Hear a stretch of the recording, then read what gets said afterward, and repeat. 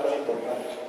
Se trata de comparar lo que yo llamo en el libro un nuevo aborto, no el aborto de siempre, no el aborto de siempre va a haber aborto, siempre habrá aborto, como siempre habrá homicidios, siempre habrá robos, pero si lo comparamos con el holocausto siempre habrá racismo, siempre habrá antisemitismo, siempre lo habrá, pero no tiene por qué haber siempre un holocausto, ¿no?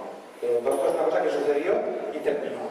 Entonces, naturalmente no vamos a erradicar el aborto en el sentido de que no haya ningún aborto, eso no está en nuestras manos, pero no tiene por qué ser un fenómeno masivo en el sentido de ser un fenómeno pues, comparable con el holocausto, digamos. Entonces, por eso la expresión mía, lo que pretendo no es acabar con el aborto, como quien dijera, yo voy a acabar con los robos o con los accidentes de tráfico. No, yo voy a acabar con los accidentes de tráfico. Pero lo que no puede ser es que se estén tirando, que hubiera un precipicio al final de cada autopista y todo el mundo se estuviera tirando al precipicio con el coche, ¿no? Eso sí se puede acabar. Entonces, en ese sentido, me refiero al nuevo aborto, cuando la expresión cuando se dice, es que el aborto es una cosa que es una decisión de la mujer. El aborto tradicional es un conflicto, ¿no? Un problema. Lo que se nos vende hoy día, o sea, lo que llamamos el nuevo aborto, se nos vende que ya no hay un problema. Cuando es una decisión exclusiva de la mujer, quiere decir que no hay nadie más implicado. Por tanto, no hay problema, no es un conflicto entre dos partes, sino que es solamente algo que le pasa a la mujer. Y cuando la mujer decide, es que no tiene un problema. Entonces, lo que se está haciendo cuando hoy día nos hablan del aborto, este nuevo aborto, en realidad nos está intentando vender que no hay un problema. Siempre hay una decisión, pero no hay un problema. No sé si se entiende la diferencia. La diferencia es grande, porque cuando tú no tienes un problema, tampoco tiene efectos secundarios. Tú no puedes, por ejemplo, alegar después que tienes el síndrome posaborto. No has decidido libremente algo que, no sé, tengo el síndrome post carrera de medicina, porque decidí hacer medicina. ¿De qué vas? La medicina no es una enfermedad, es una profesión. Entonces, cuando se dice eso, no diciendo, no hay nadie al otro lado, no es un conflicto. Si tú no tienes un problema, tampoco tienes de qué quejarte. Y la solución es muy sencilla, ¿no?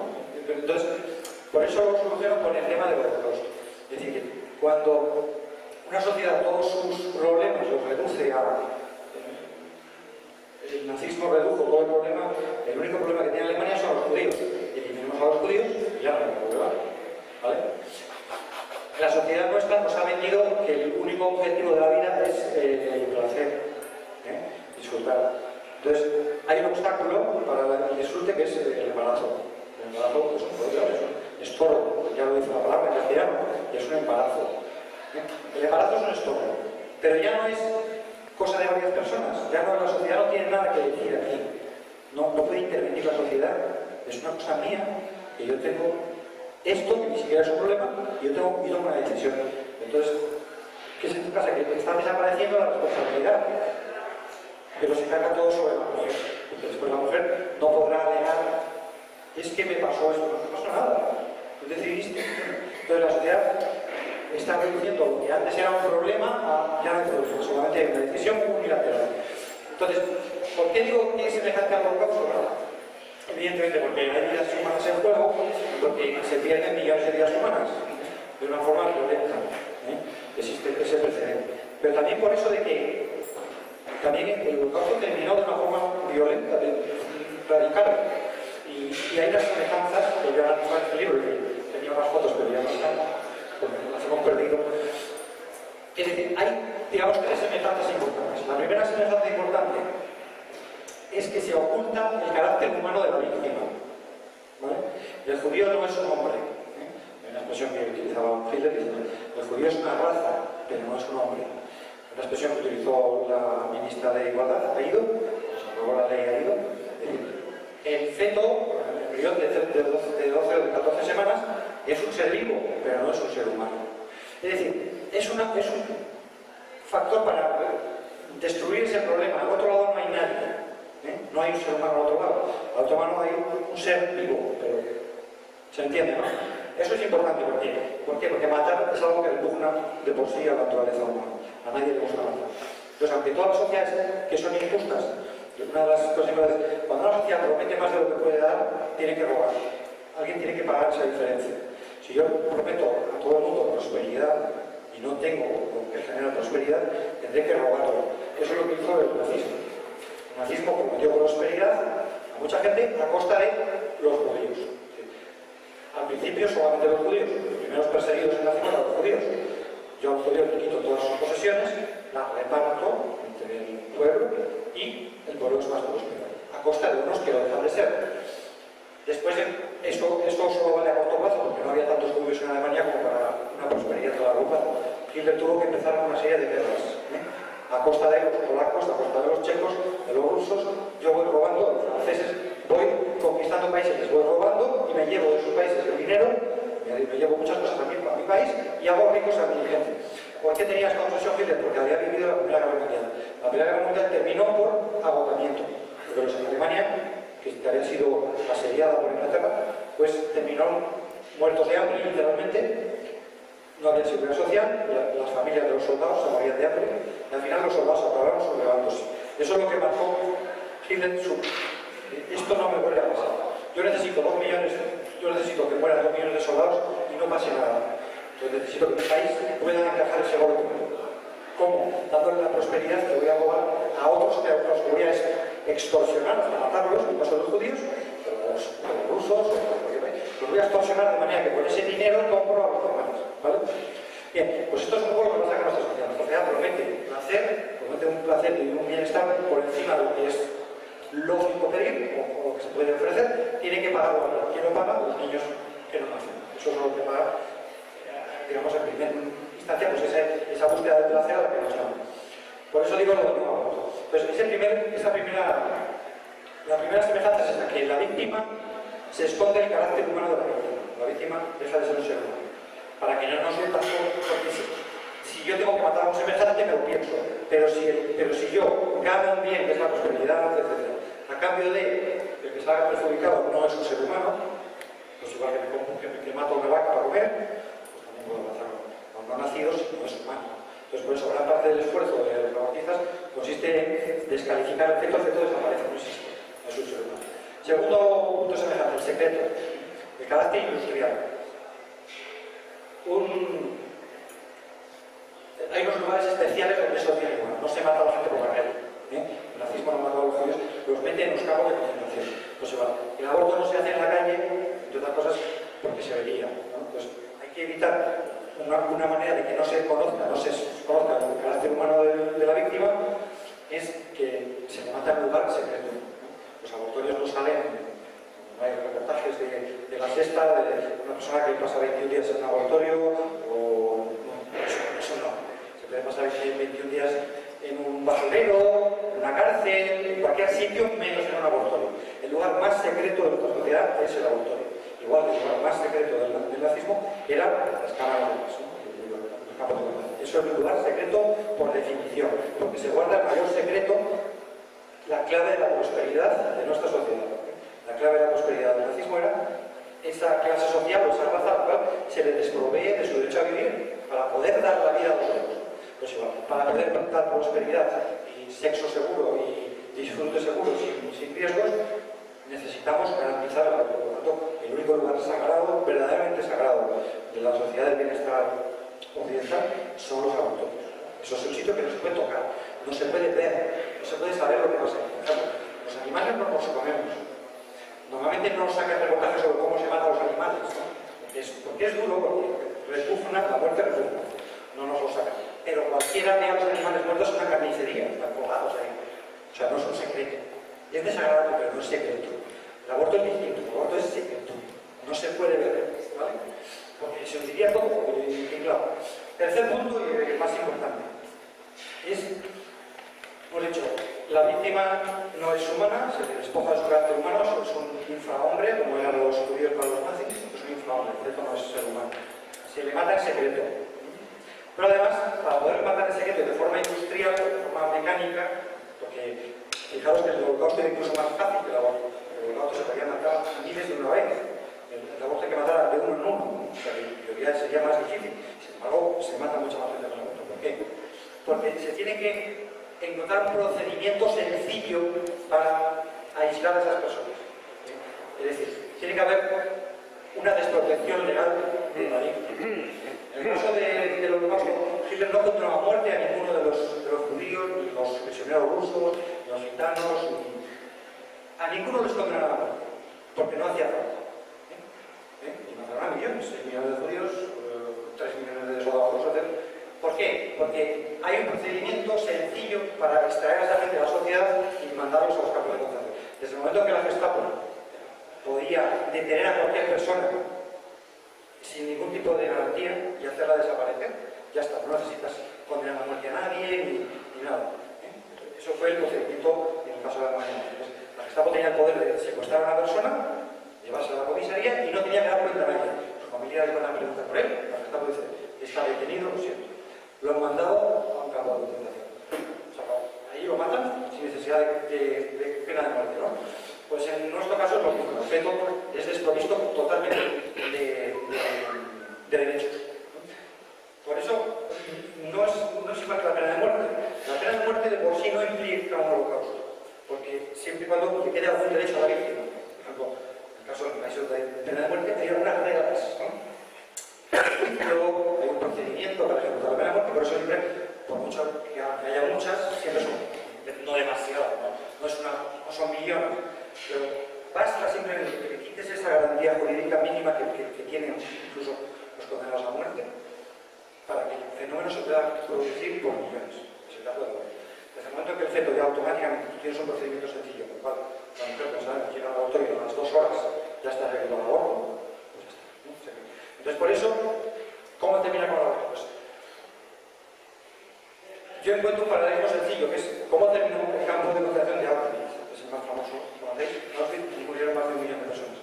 Terminó sencillamente porque se hizo a la luz, nadie dio a conocer lo que pasaba ahí. Incluso los nazis, como bestias que eran, no podían resistir a la verdad, a la publicidad. Entonces, en el caso de un oficial polaco que se voluntariamente se hizo encerrar en Auschwitz en octubre del 40, pero que ya desesperado de que le fueran a sacar, se escapó en abril del 43. Y a este oficial le salió de Auschwitz en el 43, fue diciendo lo que pasaba. Y no le creyeron, no lo quisieron publicar, porque sencillamente le creyeron. Porque los alemanes podrían argumentar que es mentira, y entonces podría ser contraproducente. Los alemanes saben que pruebas de ello, y es tan increíble que casi es contraproducente decirlo, porque los alemanes van a contraatacar diciendo. Pero ¿qué pasa? Que en el año 44, en 1944 hubo 2 presos eslovacos de Auschwitz que escaparon y hicieron un relato detallado de cómo era el croquis del campo, todo perfectamente comprobable, etc. Y ese relato fue publicado. Bueno, pues el mismo día que se publicó el relato, el 25 de noviembre del 44, el New York Times publicó el relato de esos 2 eslovacos que habían venido de Auschwitz, de cómo era el campo, lo que pasaba, cuando la guerra, etc. Ese mismo día, Heinz Himmler, que como sabéis era el jefe de las SS, el número 400, por así decirlo, ese mismo día Heinz Himmler ordenó cerrar el campo de Auschwitz y desplazar a los presos a otros campos, ¿no? Ese mismo día, el 25 de noviembre, se produjo en Auschwitz el último fusilamiento, la última matanza, fueron 13 mujeres, fueron fusiladas ese día en Auschwitz, fueron las últimas muertes, las últimas ejecuciones de Auschwitz, el día que la prensa americana se hizo eco de lo que estaba pasando en Auschwitz. Cuando Auschwitz no fue liberado por las tropas soviéticas el 25 de enero del 45. Pero durante 2 meses ya llevaba 2 meses desierto. Luego el holocausto no terminó por la victoria militar, no fueron los soldados que llegaron. El holocausto terminó porque salió en la prensa, así de fácil. Es solo una prueba, pero es una prueba que me parece contundente. ¿Con qué la asocio yo? Con la experiencia que me contó la mujer de un abortista. Pero dijo que su marido, cuando le dieron la autorización para hacer abortos más de 8 semanas, se empezó a volver loco, empezó a pegarle a ella, le empezó a querer contar lo que veía. Y ella no quería que se lo contara, y entonces empezó a volverse violento y a pegarle a ella y a sus hijas. Entonces, la pregunta es, ¿por qué se puede volver violento una persona? Pues evidentemente porque lo que está viendo y no veía antes. ¿Qué es lo que está viendo que no veía antes? Está viendo el aborto. Antes no lo veía, porque era un feto de a lo mejor 9 semanas muy pequeñito que con una golpe ligera se cortaba y ya está. Y y luego es aspirado con un aspirador, pero un feto de más de 12 semanas no entra por el aspirador, y entonces hay que cortarlo. Y entonces este señor tenía que cortar una pierna, otra pierna, un brazo, otro brazo. No es difícil imaginar que esta persona se daba cuenta de lo que estaba haciendo, que antes también lo estaba haciendo, estaba matando a un ser humano antes también, pero ahora que está claro la diferencia, que está viendo la reacción, está viendo sufrir a ese ser humano. Entonces por eso digo yo que nosotros contamos con la ventaja de que tenemos la naturaleza humana a nuestro favor y que la muerte siempre va a ser una cosa repugnante. Y lo mismo que la muerte, en el caso del holocausto, la contemplación de la muerte, ni siquiera, porque solamente, ya digo, el relato de estos escapados no era un relato que evidenciara cómo se mataba a la gente, pero era un relato creíble. Por eso digo que solamente la visión de la muerte, la visión del aborto, es lo que terminará con este holocausto. Porque, digo, y no creo que sea una cosa ilusa, porque no vamos a terminar con el aborto, siempre habrá aborto, ¿de acuerdo?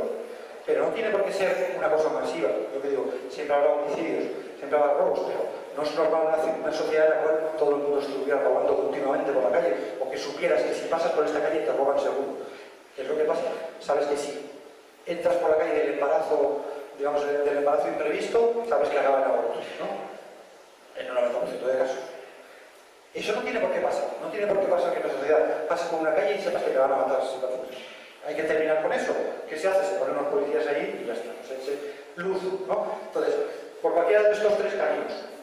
He dicho, el tercer punto es el que se despoja a la víctima de todo derecho para poderla liquidar. Está muy bien cambiar las leyes para que tenga algún derecho al feto. Eso es una manera, evidentemente, de frenar esa caída. Si hay una barandilla, no todos los coches que llegan al final de la autopista se caen. Ves la barandilla, se pueden parar. ¿De acuerdo? 7 días de reflexión, no sé qué, tal y cual. Eso está muy bien, pero es un esfuerzo que al final se puede quedar en el cajón del Ministerio de Justicia y todo queda en nada. En cambio, lo que estoy convencido es que la sola visión de un aborto, pero de un aborto de los de verdad, de un aborto en el cual ves que le cortan los brazos al bebé, ves cómo matan, ves cómo sufre, eso es tan repugnante que de por sí la sociedad tiene que reaccionar. Es imposible que la sociedad no reaccione ante eso y diga basta. Como pasó con el holocausto, podemos encontrar gente que niega el holocausto pues, en España, en Francia, en Estados Unidos, pero no los encontraréis en Alemania, porque a los alemanes les han obligado a verlo. Les obligaron a los aliados, cuando descubrieron los campos de concentración, les obligaron a pasar a ciudades enteras, a pasar por delante de esos cadáveres, para que vieran lo que habían hecho, no ellos, otros, pero lo que habían hecho su régimen político. Les hicieron pasar por los cines y todos los alemanes tuvieron que ver las películas grabadas. Entonces, en Alemania no encontrarás gente que niegue el holocausto, porque saben lo que es. Entonces, mi propuesta es sencillamente, hagamos que la gente sepa lo que es el aborto. Lo ha dicho la primera conferenciante, ¿verdad? Entonces, grabemos un aborto. Evidentemente, yo no voy a hacer un aborto para grabarlo, porque no puedo colaborar en un aborto. Pero un aborto de verdad, no, porque esto que nos puso la mujer de la primera conferencia, cualquiera puede decir, bueno, fue un feto muerto de forma natural, que hay que sacarlo también del útero. Y también hay que cortarlo, si es grande, también hay que cortarlo y sacarlo. Eso no es un aborto, es un feto muerto que se saca. Entonces, nos podrían echar en cara y decir, estáis manipulando porque sacáis como aborto la foto, simplemente que tenemos un feto muerto, pero ¿y cómo ha muerto ese feto? Por eso digo yo, lo que se necesita, el revulsivo que necesita esta sociedad, porque es un revulsivo muy fuerte, porque tenemos que renunciar a ese bienestar que se nos promete y para negarse a eso y decir, no basta, no quiero esto, tienes que ver lo que estás produciendo. ¿Quiénes son esos tíos que están pagando por ti? Entonces, por eso digo, había un sistema muy sencillo, que es, si hubiera un solo consejero de sanidad que defendiera la vida de verdad en cualquier comunidad, por ejemplo, la de Castilla y León, simplemente para cumplir la ley, porque mis ciudadanos están pagando el aborto, yo tengo derecho a comprobar que eso que estás haciendo está dentro de la legalidad. Por ejemplo, que estás haciendo el aborto de un feto de 14 semanas y no de 22, si determinados de 14, lo que sea, ¿no? Yo tengo derecho a grabar el aborto, que por lo demás se está haciendo, porque el abortista lo está viendo con el escáner, está viendo el aborto mientras lo hace. Yo lo único que digo es que lo grabe, que dé al botón de grabar y luego entregue ese vídeo a las autoridades de sanidad para que comprueben que lo que ha hecho no es ilegal. Por supuesto, defendiendo todo derecho a la privacidad, de que no se vea el nombre de la mujer, todo eso, etc. Pero yo tengo derecho como autoridad, yo le estoy pagando el dinero, la gente tiene derecho a saber, porque lo está pagando, así de fácil.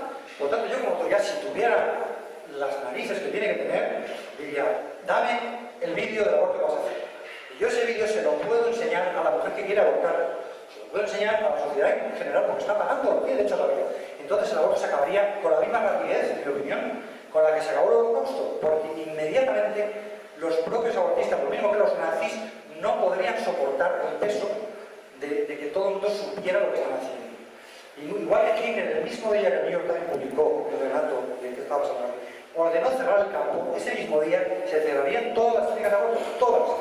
Es que no habría ni que hacer el vídeo, porque el mismo momento en que el abortista supiera que el consejero de sanidad le exige que entregue el vídeo, ese mismo día él diría no hago este aborto, porque nadie estaría dispuesto a hacerlo.